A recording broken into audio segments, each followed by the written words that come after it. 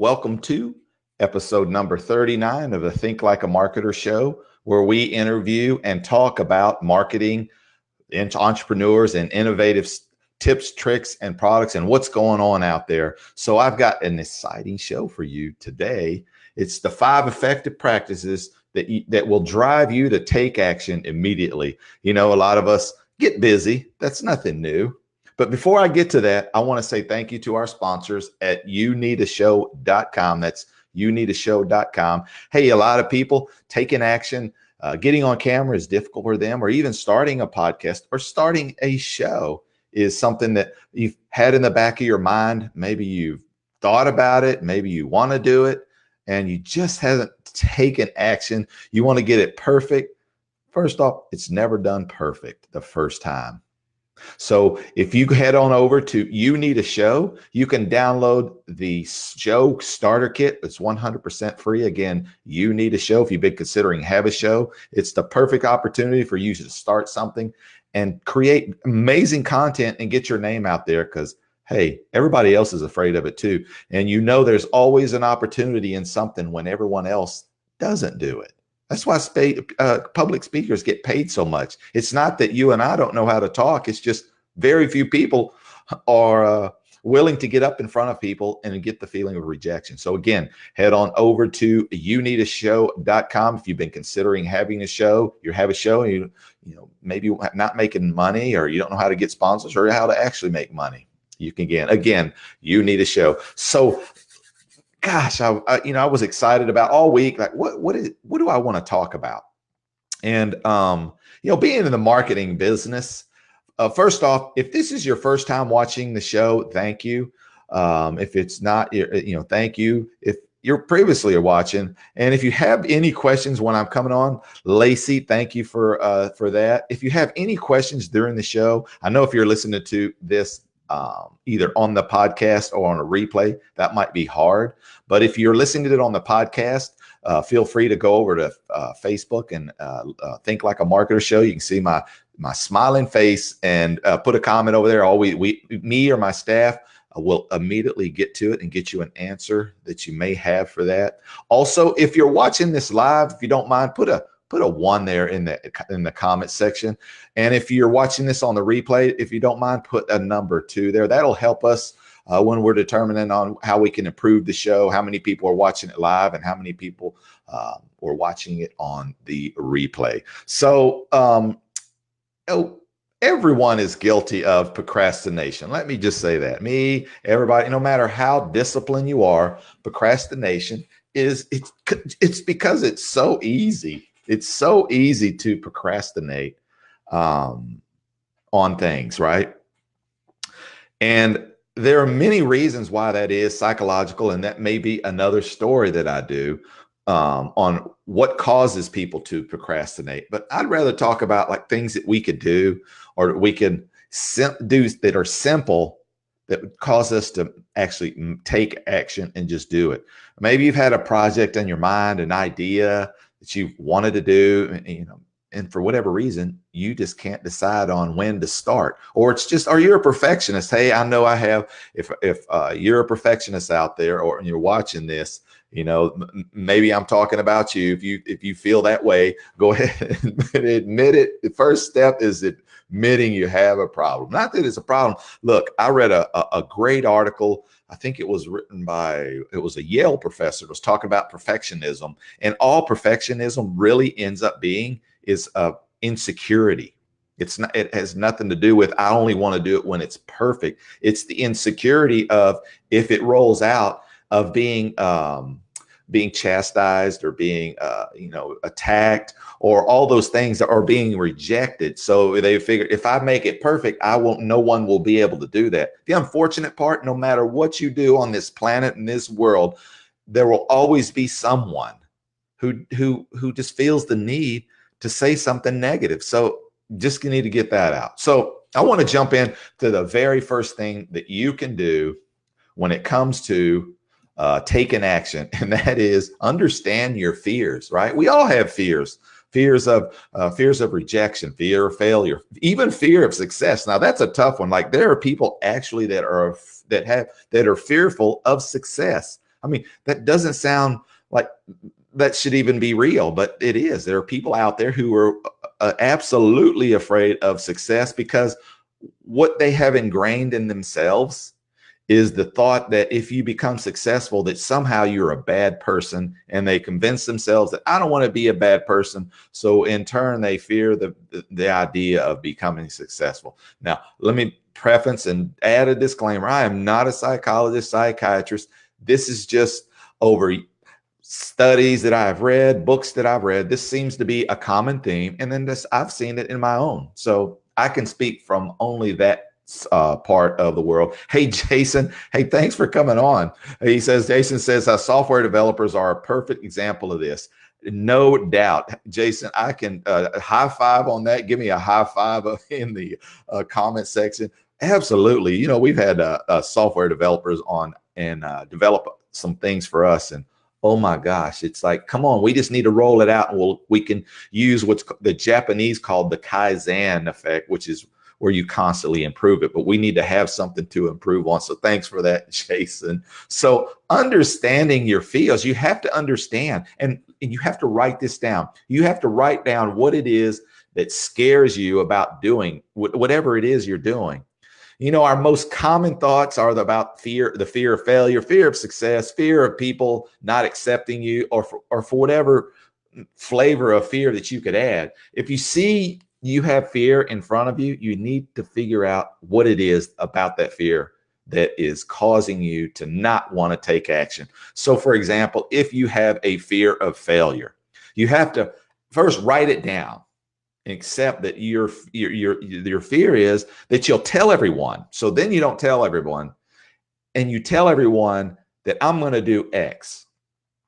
And then you're afraid if you actually don't make X happen, you can't handle the backlash of people calling you on whatever it is. First off, what you will find, and this is in my own life, I've experienced this, when you profess it and you put it out there, you want those people to hold your feet to the fire. You need somebody, you need someone, because your mama and daddy ain't gonna be doing it. I mean, I'm sorry, they can't follow you around and like they used to and make you do your homework.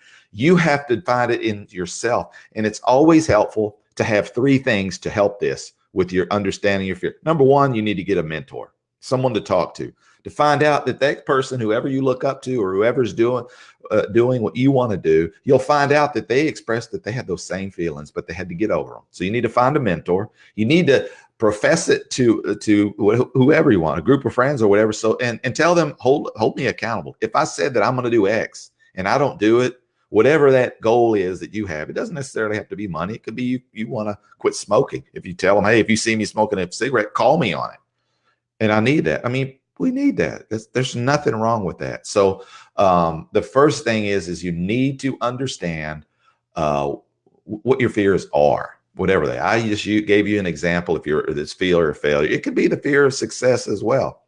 All of those fears, honestly, they boil down to, and I wrote this in my book, Open Your Mind and Let Doubt Out. If you like, you can go to Amazon and order you a copy. You like how I did that? But I talked about it. It's this fear of it is just boils down to rejection, basically. For whatever reason, rejected out of society, rejected from your friends, or just the feeling it overcomes us. And this has been ingrained in us for thousands of years. So number one, it's like all things. You have to understand that what is the fear? It's the fear of keeping you to doing something that you have to address, right? The next thing you have to do is you have to realize the importance of failure, right? Now, that definitely doesn't sound like something like, Randall, you mean you're saying that I should fail? Kind of. I mean, how many do you look at your life? If, let's say, for example, I'm going to use sports, for example. You are a little boy, a little girl, and you decide that you want to play whatever that sport is. Let's say it's baseball. You decide you want to play baseball, right? The first time that you're even T-ball, right? The first time, if you're like me, and when you have the little T-ball and you put the ball on the top of the little tee and you swing, 99.99% of the time, the person who takes the first swing at that ball misses it when you're a kid. And you probably do that for a few times, but eventually you hit it, but it doesn't go very far. Sometimes you hit it and it actually goes backwards, or you hit the pole, right?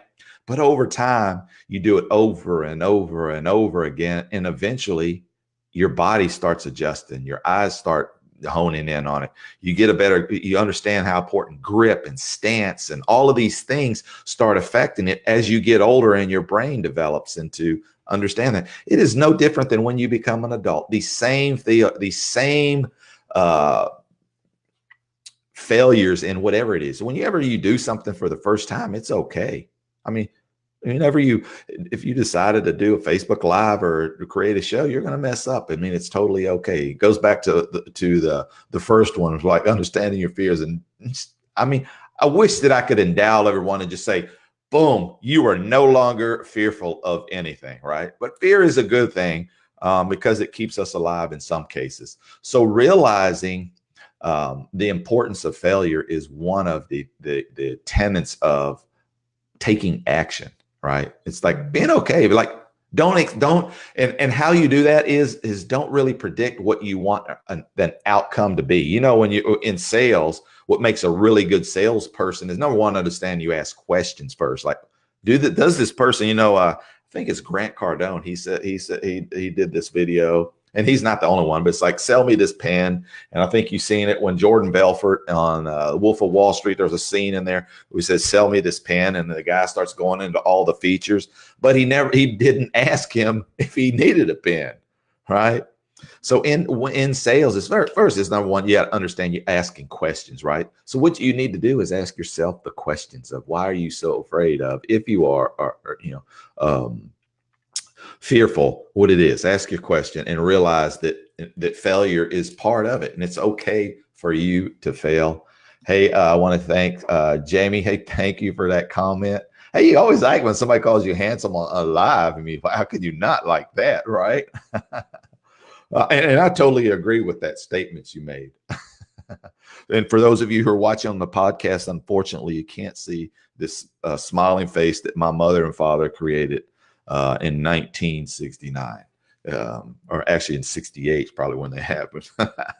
So, hey, again, if you're watching, if you're coming on late, or if you are watching this on the replay, if you don't mind, put a 1 in there if you're watching live. And if you're watching on the replay, put a number 2. Always feel free to ask questions, give comment. I mean, that's what makes a Facebook Live or something like this so much different than television and radio. Is gives the audience the ability to say something, like say, not maybe I say something that's wrong, and you have an opinion, or you want to know something, any of those things, or you see somebody in a comment maybe ask something and you have the answer. I mean, that's the beautiful thing, and which makes it so much different than television or radio. Those two are a one-way conversation. We can have an actual two-way conversation. So if you happen to have a question, feel free. Don't be shy. Don't be fearful. Ask the question. It's okay. There's no dumb question. There's only the question you didn't ask. And for some reason, when I was in high school, the people who asked the most questions usually made the best grade. So that probably applies to life. You ask the questions, and life maybe becomes easier, right? So number 1 was understanding your fears. Number 2 was realizing the importance of failure. And number 3 is you learn as you go, right? I want to tell you a story, and I'm gonna try to summarize it. But it was Arizona. I think the University of Arizona did a study, right? They took 2 groups. They took a group of people, and they said, "Look, we're gonna have you build this statue, right? And this statue, you're gonna be graded on how perfect this statue is. That's all we need, right? And then we're going to give you 3 hours to do that. So at the end, we'll grade it and we'll judge you as a group based on how perfect that statue is."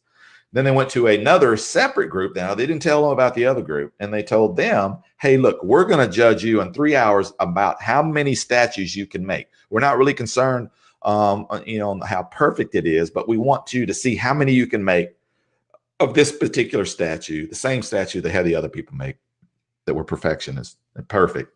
And they were just going to grade them on the amount that they could generate, right? So 3 hours go by.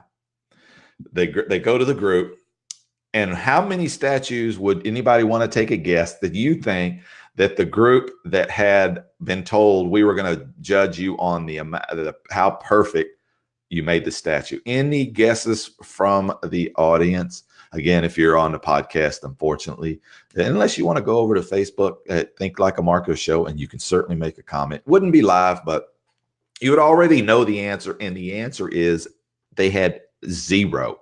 Yes, a big donut, nothing, a goose egg, nothing, because they could not agree on what was perfect. So they kept starting over and over and over. So they ended up having nothing, right? So now they went over and they went to the group that they said, hey, we're going to judge you based on how many statues you can make in this allotted time. And they found when they got to that group had made so many statues, they unintentionally, by the time they had finished, done so many of them, that they were practically making a perfect statue, because they learned as they go how to do this, how to do that, how to make it more efficient, how to make it. So the moral of the story is you learn as you go, and just take action, and it will all work itself out. Just improve a little thing, little thing. Little thing. It's just like, how do you read a book? 1 page at a time. How do you eat an elephant? 1 bite at a time. It's the same thing. Just learn as you go. It's all, life is about doing, not about learning. You know, we've got these people who are professional students. Those people are just scared of failure. They go to school for 40 years, 30 years, 20 years, 18 years, and they keep getting degree after degree after degree after degree, and not taking action on none of it. Right? Who would you rather? Be honest with yourself. Be honest with yourself. You right now own a large corporation, right? And you decided you're going to handle your HR department, right? You're going to hire people, right? And you've been, you're looking for an XYZ person. I don't know, whatever it is, somebody to make a widget, whatever, right? And for the longest, your HR department has been asking for somebody just based on a degree, and they say, hey, you have to have this degree, this basic experience, and here's what you're going to do, right?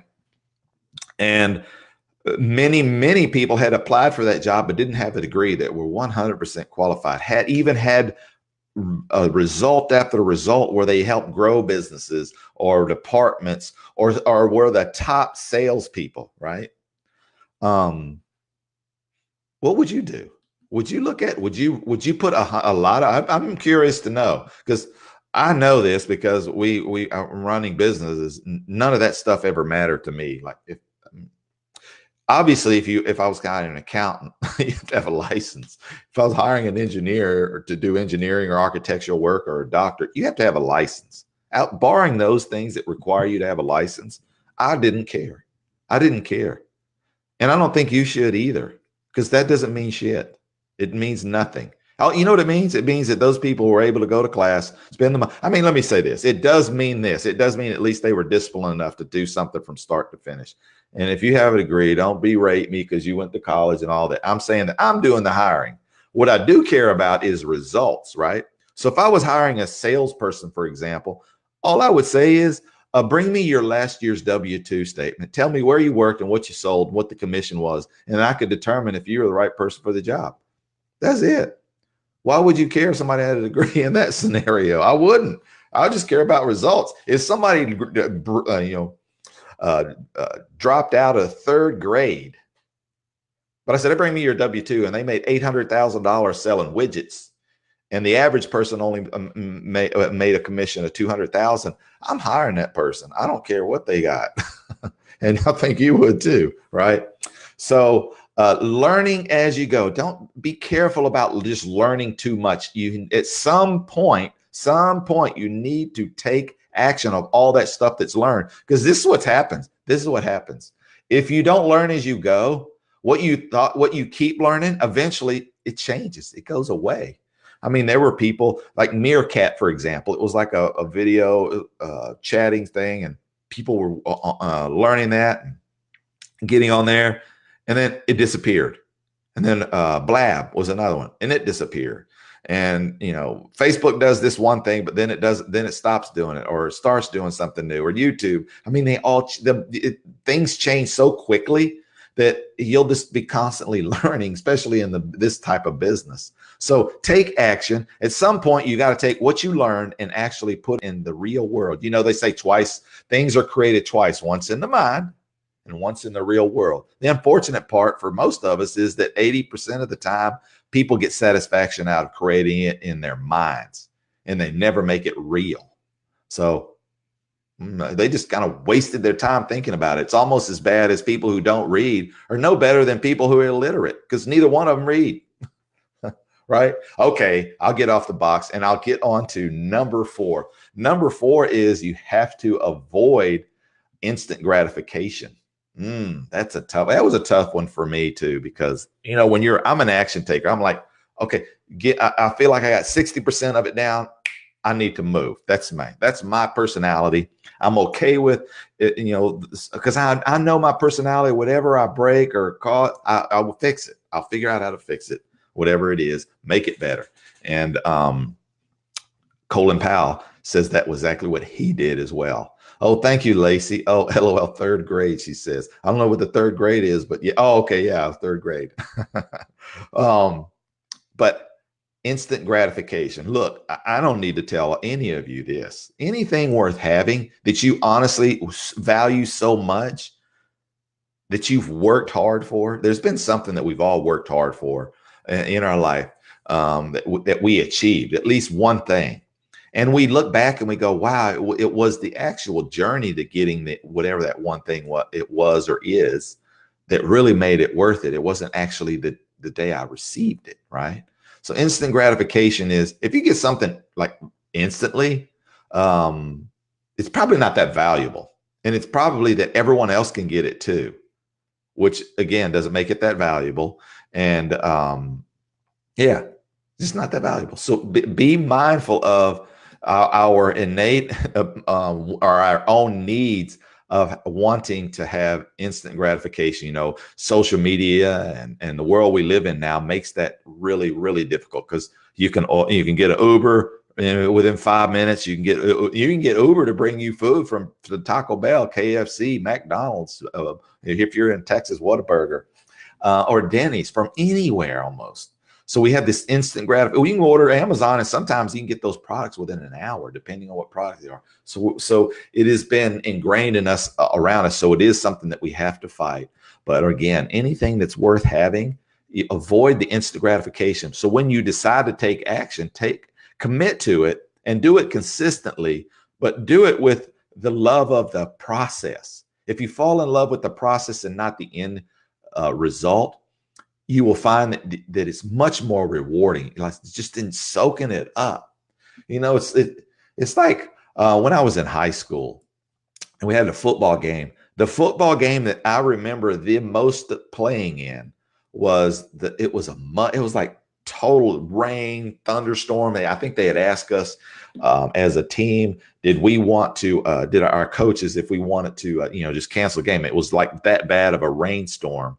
And we were like, no. It was like, hell no. Like that, we look forward to, that's like one of the ideal things as a kid, like I just being in a mud bowl. So we decided to play in, this horrible game, but it was so much fun, but it was so cold. I mean, it was slippery. It was like everything about that game was horrible as we were doing it. But then afterward, it was such a great story, right? If you look at anybody throughout history that people have respected, it's always people who have went through struggles. I mean, honestly, I think a big reason why, there's probably a lot of them, but one of the big reasons why people just have this visceral reaction and they don't like Donald Trump, I'm sure there's a lot of them, but one of them is that they felt like because he was giving something when he was younger, of course he would succeed, however much money he was given, like 8 million or whatever the amount was, that his story is not that good. Now, had Donald Trump maybe come from the West Virginia hills and he worked in coal mine, and then he came out of that and then he built that empire, people might have had a different feeling about him. But just because somebody's given $8 million doesn't mean they turn into a billionaire. Just so you know, there's not very many of those. So, and I don't know if he's really a billionaire, but anyway, I just using it as an example that um, instant gratification. You got to be careful with this one because we live in an instant gratification world. And then that leads me to the final and fifth one, and that is keep taking action. I mean, just keep moving. Whatever happens, keep moving forward, always with the thought of what the that you're moving forward in this process that we call life. Because at the end of the day, we all leave this world. There's nothing we can do, right? We don't get to take none of this stuff with us, and we leave the same way we came, naked and afraid. I'm certain of that, right? So just keep taking action. Now, all of those things are like, well, Randall, I think I already knew all these things. Duh. I mean, I'm never going to say, in fact, no one that you're ever going to see speaking in any capacity, whether it's your pastor, whether it's someone like me, whether it's somebody who you look up to on a podcast or anything, is going to say anything that's original. I'm not suggesting that these are original. What I am suggesting that there's just different times, and you don't know. I don't know what season I'm finding you. Are you out there like, man, I need to change, make a change. I'm like, what is keeping me? And maybe it's just that one of these five, or just me saying it triggers and it changes your thought. And that makes this show, whether one person watched this or 1 million watched it, doesn't matter. Like, I know that these five principles, if someone took them, that it would change your life. It would change your life. I know that because it's happened for me. So keep taking action, keep moving forward. And all of this premise off of knowing exactly what you want. You can't get anywhere in life if you don't know where you want. And that is a common struggle for a lot of us. It's like, I really don't know I know I don't like my job, but I don't know what else what I want to do or what I like. I'm going to give you a suggestion. Just try something. Try something. Try anything. Maybe you had in your mind something and you go, if it's just a fleeting thought, try it. See, go out there. Maybe if you had a thought in your mind, you go, you know what? I want to produce a show.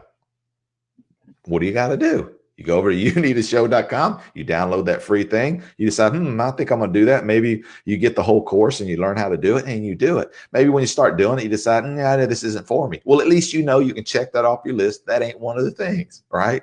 But what you will find when you start taking action of whatever, no matter what it is, that you somehow magically, I don't know how it happens, but the universe puts in front of you and you do start figuring it out. You do this. So, for example, in that, maybe you did the live and you're like, I don't like the live, but I did, man. I really enjoyed editing those videos. I really got a good feeling about doing that. I think I'm going to look more into that. So now you start looking into that, and now you start doing them. And then somebody says, oh my God, you do such great work. I want to pay you. How much? And I'm like, I don't know. I never thought about like probably would actually pay me. $500 done. When can you get it done? And before you know it, now you grow an agency that's producing videos and editing videos for people for their shows. Maybe you're editing them for their instructional manuals or training or whatever. And it all born from you just taking action and doing it. And I promise you, take my word for it, that whatever it is that you are blessed to do will always present itself. Always. None of us leave this world without it being presented to you. Now, you may not take action because you're afraid. But look, we're all afraid. Everybody, everyone. I mean, when I say everyone, that means me too. I'm always afraid. In fact, every time, that second that I push this button, there's a little button on the screen that I push it, and it does a countdown. Every time that I push that button, I have this anxiety. Every time. I'm like, wow, am I going to say something? What am I going to say? Like, you feel you in that moment, you feel like your mind is immediately going to go blank. And what are you going to say? But what's going to happen if I did? Nothing. My day would not change. I would not die. I would not get leprosy.